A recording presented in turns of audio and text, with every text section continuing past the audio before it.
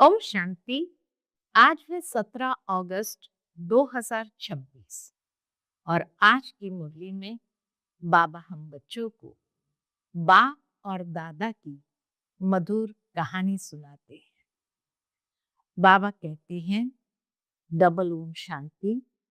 एक शिव बाबा ओम शांति करते हैं, दूसरा ब्रह्म बाबा ओम शांति करते हैं।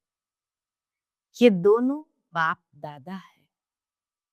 बाबा कहते जैसे पहले कहानी सुनते थे, एक था राजा, एक थी रानी। ठीक इसी तरह एक था बाबा, एक था दादा।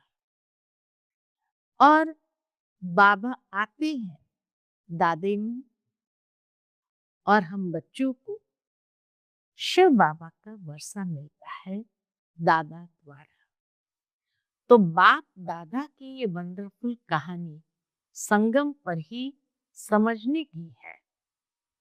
साथ ही साथ बाबा कहते बच्चे ड्रामा पर अटूट निश्चय चाहिए। ड्रामा की हर घड़ी, हर सीन जो भी चल रही है एक्यूरेट चल रही है, इसीलिए कभी भी संशय बुद्धि नहीं बनना है। ये ऐसा क्यों या ये क्या।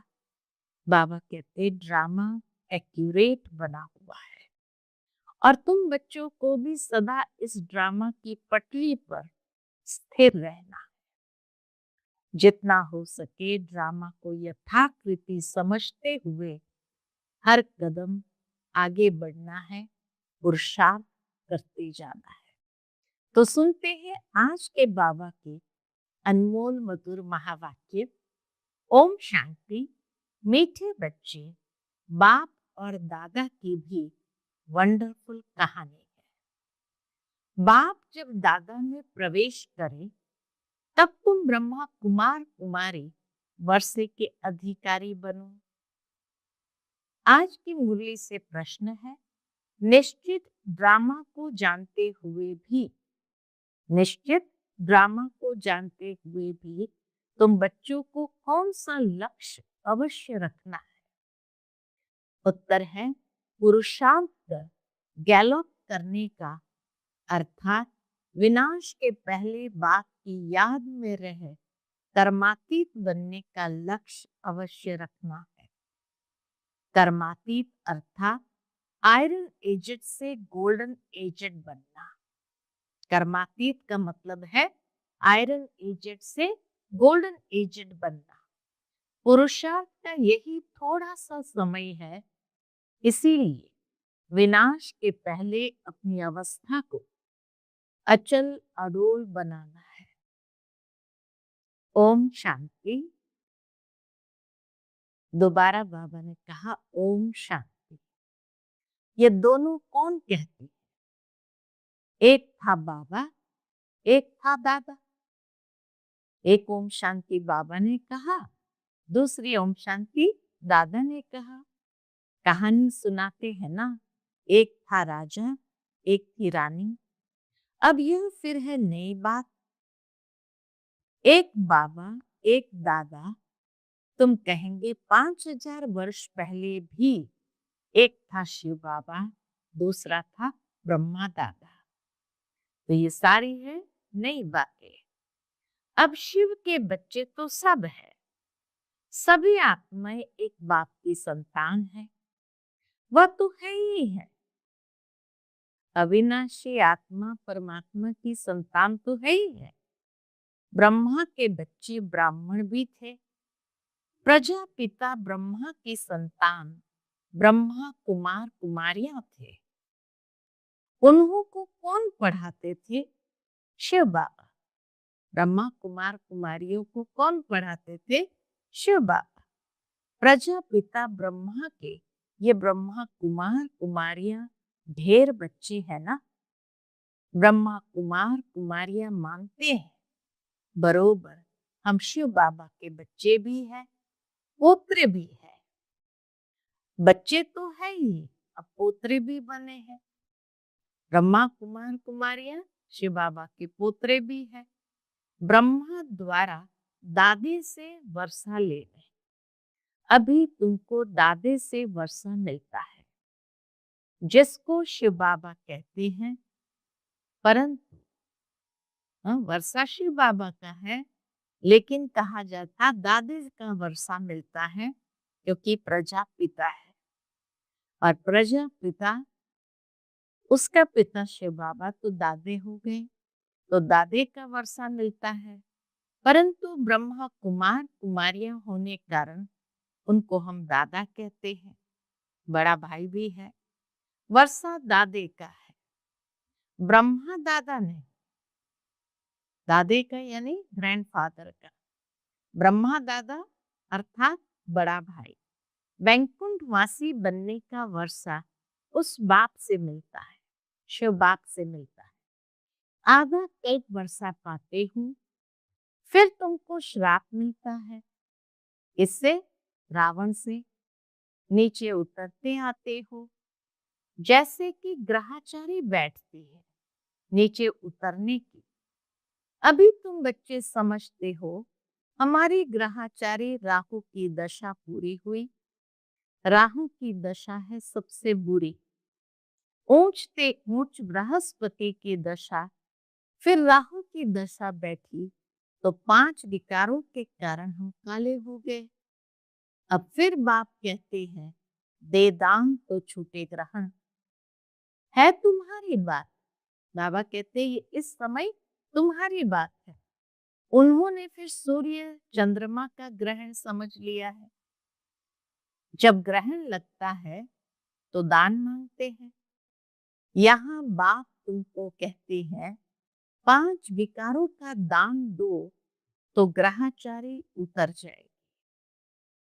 ग्रहाचारी का कारक है ये 5 विकार, इसीलिए उसका दान दे दो तो ग्रहाचारी उतर जाएगी। इन विकारों से ही तुम पापात्मा बने हो। मुख्य है देह अभिमान। पहले ऐसे सतो प्रधान थे, फिर सतो रजो तमो बने हैं। 84 जन्म लिए हैं, ये तो पक्का निश्चय है। बरोबर देवताएं ही 84 जन्म लेते हैं। पहले उन्हों को ही मिलना चाहिए बाप से। पहला पहला वर्षा बाप से किसको मिलना चाहिए? देवताओं को ही मिलना चाहिए। गाया भी जाता है, आत्माएं परमात्मा अलग रहे बहू का। सुंदर मेला लगा जब सतगुरु मिला दला। बात कहते पहले पहले तुमको सतयुग में भेजा था, फिर अभी तुम ही आकर मिले हो। आगे तो सिर्फ गाते थे, उनका यथार्थ अर्थ अभी बाप बैठ समझाते। सभी वेद शास्त्र जप तप स्लोगन आदि जो भी है, सबका सार बाप बैठ समझाते हैं। चक्र तो बिल्कुल सहज है। अभी कलयुग और सतयुग का संगम है। लड़ाई भी सामने खड़ी है। यह भी तुमको निश्चय है, सतयुग की स्थापना होती है।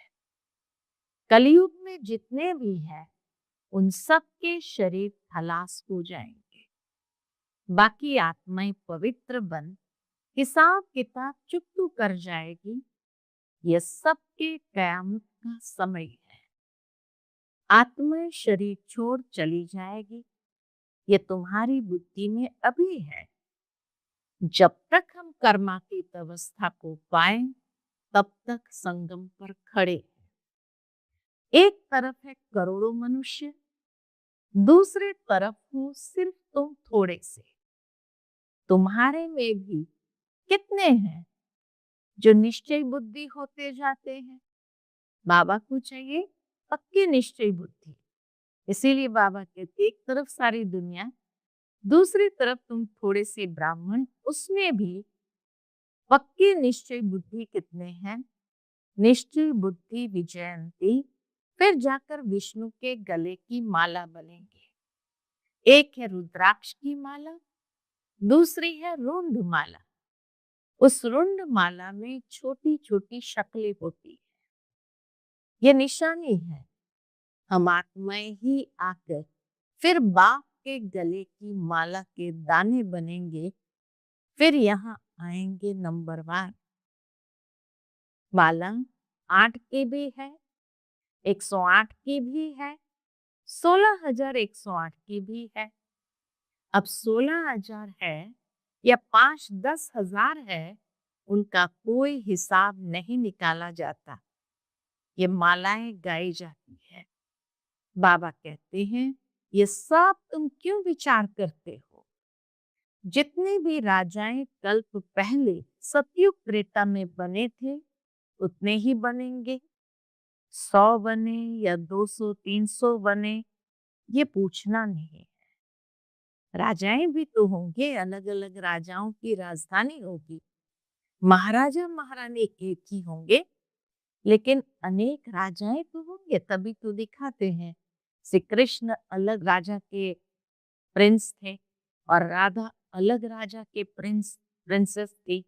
तो इसीलिए बाबा कहते 100 बने 200-300 बने, ये पूछना नहीं है। बाप कहते तुम जितना नजदीक आते जाएंगे तो ये सब समझ जाएंगे। कितने होंगे वो भी सब समझ जाएंगे। आज हम यहाँ है, कल विनाश होगा, फिर सतयुग में थोड़े से देवी देवता होंगे, बाद में वृद्धि को पाते हैं। सतयुग के आसार भी दिखाई पड़ते हैं। बाकी लाखों जाकर रहेंगे, फिर लाख रहे या 9-10 लाख रहे, लाखों के अंदाज में ही सतयुग की आरंभ की जनसंख्या होगी। तो बाबा कहे फिर लाख रहे या 9-10 लाख रहे, एक्यूरेट नहीं कह सकते। हाँ, तुम जब एक्यूरेट संपूर्ण बनने के लायक बनेंगे, तब तुमको और जास्ती साक्षात्कार हो जाएगा। अभी तो बहुत कुछ समझने का समय पड़ा है। बहुत साक्षात्कार करते रहेंगे। लड़ाई की तैयारियां भी बहुत होती रहती है। सब चीजें महंगी होती जाएगी। विलायत में भी अब खूब टैक्स आदि लगाते रहेंगे। बहुत बहुत महंगाई होकर फिर एकदम सस्ताई हो जाएगी। ये भी ड्रामा का एक सीन है कि बहुत बहुत महंगाई हो करके फिर एकदम सस्ताई हो जाएगी। सतयुग में कोई चीज पर खर्चा नहीं होगा, सब खानियां आदि भरपूर हो जाएगी। नई दुनिया में वैभव बहुत होते हैं। लक्ष्मी नारायण के पास बहुत वैभव थे ना। श्रीनाथ द्वारे में मूर्तियों के आगे भी इतने वैभव का भोग लगाते हैं। वहां बहुत माल बनाते हैं और खाते रहते हैं। कहेंगे हम देवताओं को भोग चढ़ाते हैं, कहेंगे देवताओं को भोग नहीं लगाएंगे तो वह नाराज हो जाएंगे। अब इसमें नाराज होने की तो बात ही नहीं है। तुम कोई पर नाराज नहीं होते हो। जानते हो ड्रामा अनुसार यह विनाश होना ही है। कलयुग से बदल फिर सतयुग होगा। हम ड्रामा को समझते हैं कि ड्रामा अनुसार अभी नया चक्र शुरू होना है। तुम भी ड्रामा के वश हो। ड्रामा अनुसार बाप भी आया हुआ है। ड्रामा में 1 मिनट भी नीचे ऊपर नहीं हो सकता है। जैसे बाबा आयन तुमने देखा, कल्प बाद भी हूबहू ऐसे होगा। शास्त्रों में तो कल्प की आयु लंबी लिख दी है। अभी तुम बच्चों की बुद्धि में है, बरोबर विनाश सामने खड़ा है। अभी तुम गैलॉप कर रहे हो। जानते हो बाप को याद कर हमको कर्मातीत अवस्था को जरूर पाना है। अर्थात कर्मातीत अवस्था को पाना है, अर्थात आयरन एज से गोल्डन एज बनना है। अभी अगर पुरुषार्थ नहीं करेंगे तो पद भ्रष्ट हो जाएगा। हे आत्माएं, अभी तुम पतित बन गई हो। यह भी जानते हो बहुत किस्म के आएंगे जो और धर्म में बदली हो गए हैं, वह निकल कर आते रहेंगे। आकर अपना पुरुषार्थ करते रहे, बाप से वर्षा पाने। ब्राह्मण धर्म में आकर फिर देवता धर्म में आएंगे। ब्राह्मण धर्म में नहीं आएंगे तो देवता धर्म में कैसे आएंगे? ब्राह्मण दिन प्रतिदिन वृद्धि को पाते रहेंगे, देखेंगे विनाश सामने आ गया है। ये तो ठीक कहते हैं, जैसे ही आसार दिखाई देंगे तो कहेंगे ये तो ठीक कहते हैं, फिर वृद्धि होती जाएगी। ब्राह्मणों का झाड़ वृद्धि को पाकर फुल हो जाएगा, फिर वापस जाएंगे। देवताओं का झाड़ बढ़ेगा। अभी तुम संगम पर राजयोग सीख रहे हो। इस संगम को कल्याणकारी युग कहा जाता है। संगम का ही गायन है। गंगा सागर का मेला दिखाते हैं, वह सब है भक्ति मार्ग का। यह है ज्ञान सागर, और ज्ञान सागर से निकली हुई ज्ञान गंगाएं। गंगा सागर का मेला बाबा कहते स्थूल का नहीं, ये सूक्ष्म है कि अभी ज्ञान सागर से निकली हुई ज्ञान गंगाओं का बाबा से मिलन। ज्ञान सागर से पतित पावन अक्षर लगता है। वह समझते हैं पतित पावनी गंगा है, और फिर गंगा में स्नान करते ही आते हैं। ये नदियां तो सतयुग से लेकर चलती आती है। आजकल तो नदियां भी कहां कहां डुबो देती है। बाढ़ आती है तो कितने डूब जाते हैं। प्रकृति भी तमो प्रधान, सागर भी तमो प्रधान हो पड़ा। सुनामी लहरें आती है तो सागर भी तमो प्रधान हो पड़ा है। सागर थोड़ी सी उछल खाएगा तो सब कुछ खलास कर दे। सतयुग में सिर्फ हम थोड़े ही भारत में रहते। यमुना के कंठे पर दिल्ली परेशान थी, फिर बन्नी है। सतयुग में थोड़ी ही जीव आत्माएं रहती है, फिर धीरे धीरे आते जाते हैं। अभी है कलयुग का अंत। कितने ढेर मनुष्य हो गए हैं। बेहद का नाटक है, जिसको अच्छी रीति समझना है। भाई कोई अपने को एक्टर समझते भी है, परंतु कल 5000 वर्ष का है, यह किसको भी पता नहीं है। कहाँ 84 जन्म, कहाँ 84 लाख। अभी तुम रोशनी में हो, तुमको बाप से वर्षा मिलता है। बाप कहते हैं मन मना भव। बाप से वर्षा मिलता, लेकिन उसके लिए बाबा को याद करना पड़ता है। तो बाबा कहते बच्चे मन मना भव, बाप को याद करना है। शिव भगवान वाच, भगवान की महिमा में और देवताओं की महिमा में बहुत फर्क है। बाप जो नई रचना रचते हैं, उनकी महिमा है सर्वगुण संपन्न, 16 कला संपूर्ण। अभी तुम ऐसे बन रहे हो। बाप की महिमा और इनकी महिमा में रात दिन का फर्क है। देवताओं और परमात्मा की महिमा में रात दिन का अंतर है। ये राजयोग है ना, गाया भी जाता है। भगवान राजयोग सिखाते हैं। वह है निराकार, तो जरूर निराकार से साकार में आना पड़े। भगवान की इतनी महिमा है तो जरूर आना पड़े। उनका जन्म दिव्य अलौकिक है, और किसका दिव्य जन्म नहीं गाया जाता। यह भी बच्चों को समझाया है। एक होता है लौकिक बाप, दूसरा है पारलौकिक बाप, जिसको ही भगवान कह याद करते, और तीसरा है अलौकिक बाप। यह फिर वंडरफुल बाप है। 3 बाप है, लौकिक, अलौकिक, पारलौकिक।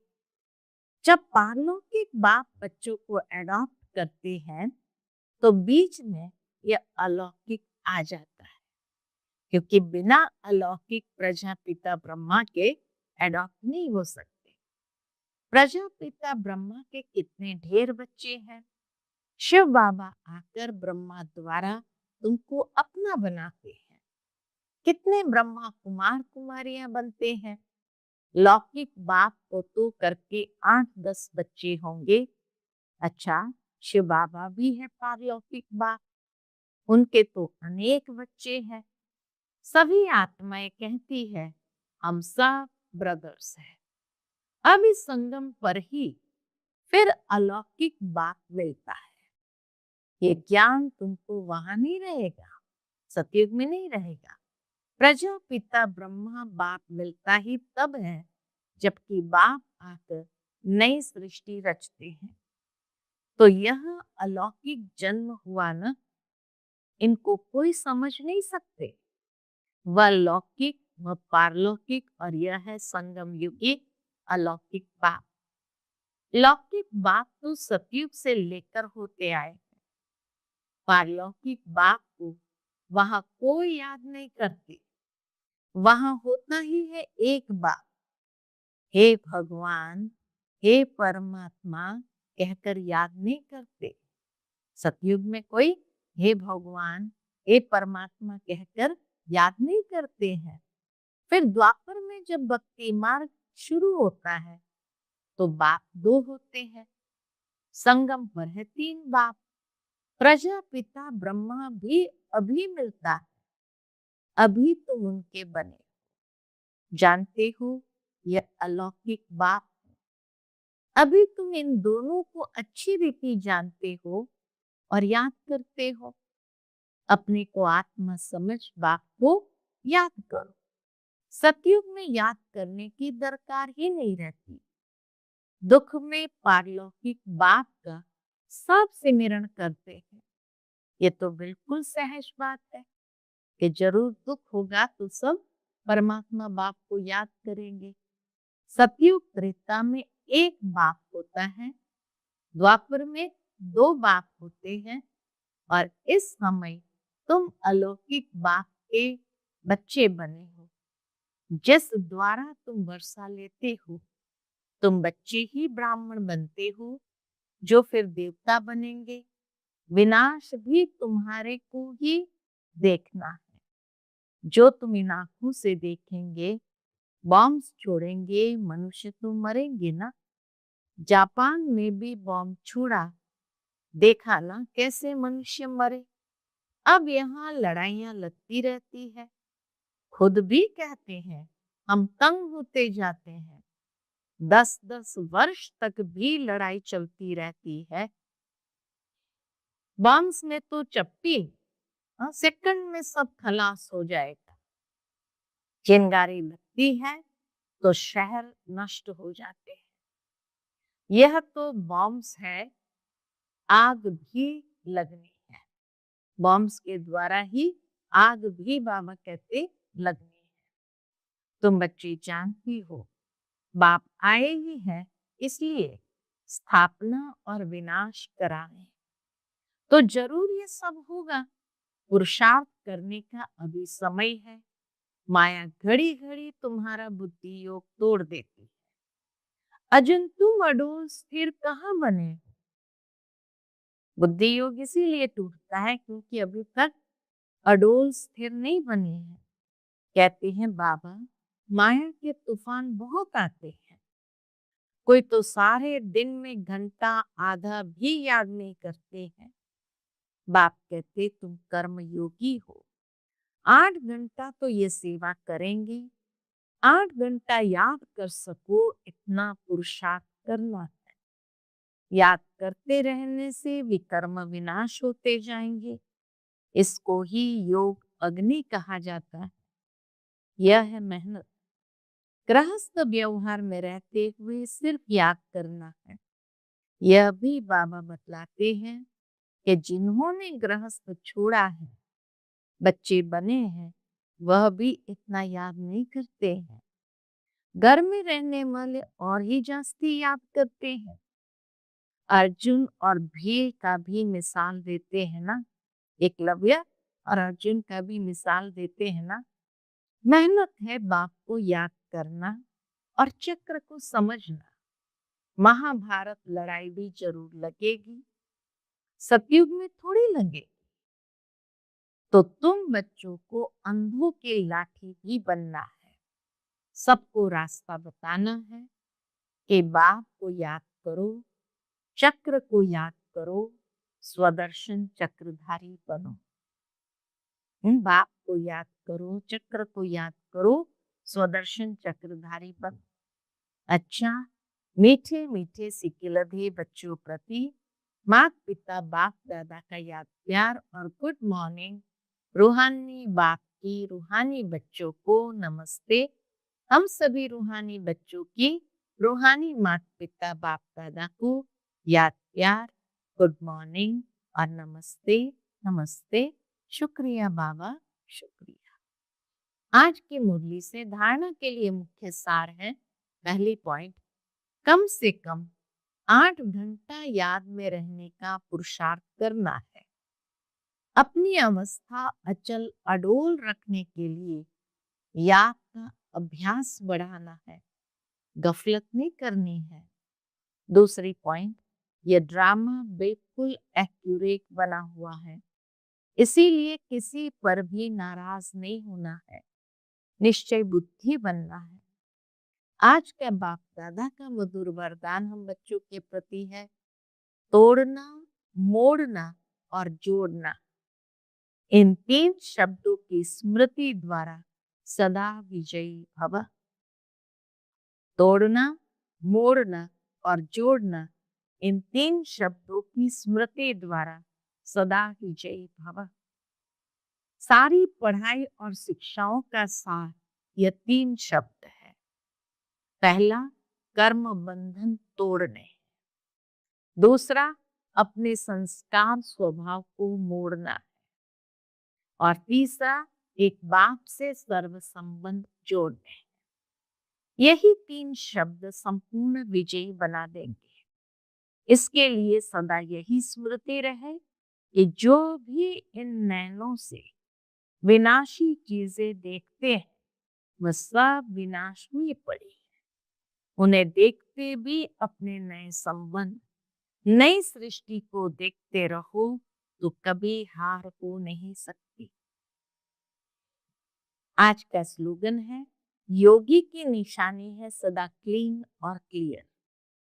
योगी की निशानी है सदा क्लीन और क्लियर।